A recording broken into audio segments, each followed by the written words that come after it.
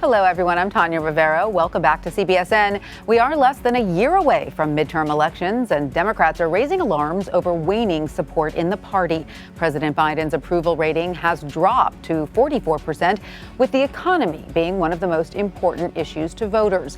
Many in the Democratic Party fear recent successes in the administration, like Mr. Biden's $1 trillion infrastructure bill, will not be enough to energize the party leading up to midterms. For more on this, I want to bring in CBS News political contributor and Democratic strategist, Antjuan Seawright. Hi, Antjuan. Great to see you. So, President Biden has had some major wins recently, most notably the signing of his $1 trillion bipartisan infrastructure bill. There's also considerable movement on his large social policy and climate change bill. So why is his approval rating so low? What do his supporters want to see more of from Mr. Biden that they are apparently not getting?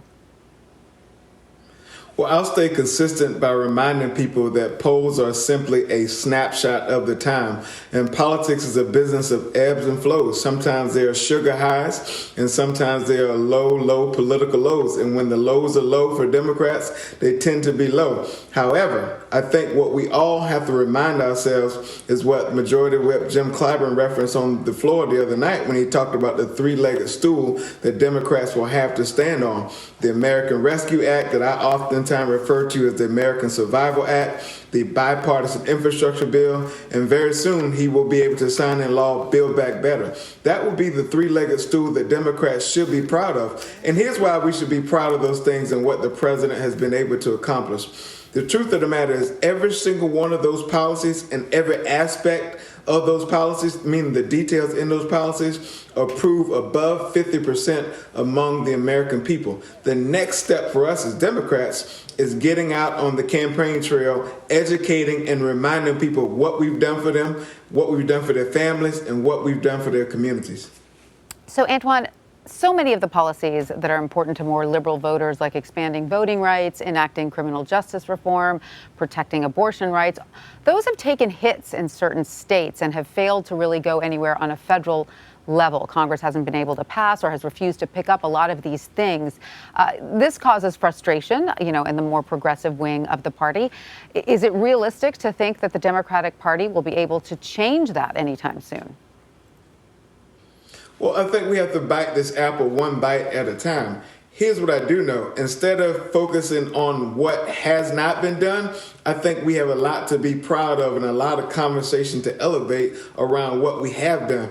And I've said to someone jokingly over the weekend, I said, we have to start gleaning lessons from the Republican Party. Republicans tend to fall in line. We fall in love. No matter how crazy or extreme the policy, person, or position may be, they fall in line. Number two, the second thing they always do very, very well is they never stop campaigning on what they believe. We tend to shift our focus, Tanya, from the governing to campaigning and not necessarily doing both. And the third thing I think they do well that I think we can start to do well is the old firefighters philosophy of the surround and drown.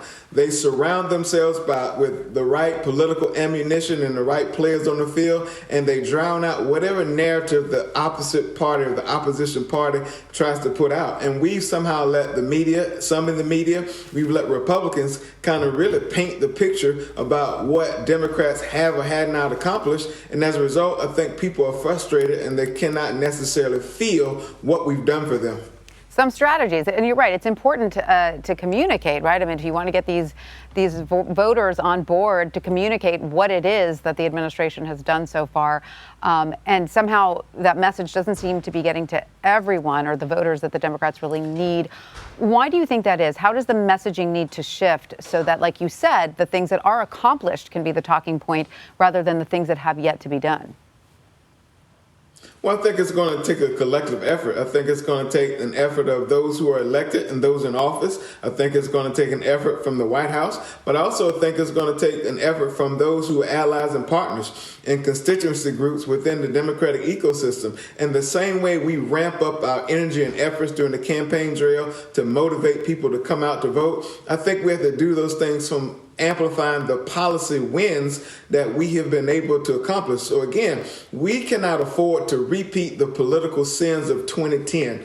2010, the Affordable Care Act, it was transformational, transitional. We passed it. It was the one thing that caused us great political harm and defeat in the midterms. Fast forward the tape in 2018, it was the very thing we were able to win on in 2018. Why? Because we did not effectively message and talk about the benefits of what we've done. And so I think we have to do that. I think we have to be very inclusive with non-traditional political allies that we sometimes use during the matter of any election season and ramp those efforts up. And at the end of the day, I think that people need to be very clear.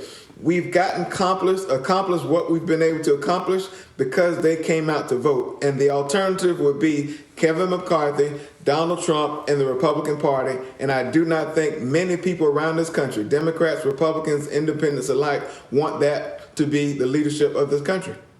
So I will say that one of the things that always does help Mr. Biden's ratings among Democrats, an area where he always does well, is his handling of the pandemic. Now, of course, we know there is fear of this new Omicron variant, and people worry how that could affect the country's progress.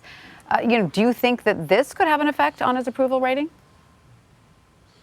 Well, I think it's going to have some effect, but the one thing we all know about Joe Biden, he's demonstrated this time after time. He has this Timex spirit, Tanya. He's able to take a political licking and keep on ticking. And I think no matter what comes his way, I think he will be able to push through and pull through. The problem not necessarily is with Joe Biden, because Joe Biden will not be on the ballot in 2022. It will be parts of his agenda, and it will be members of Congress, governors, state legislatures, and others who have to wrap their arms around and sell the agenda of this president.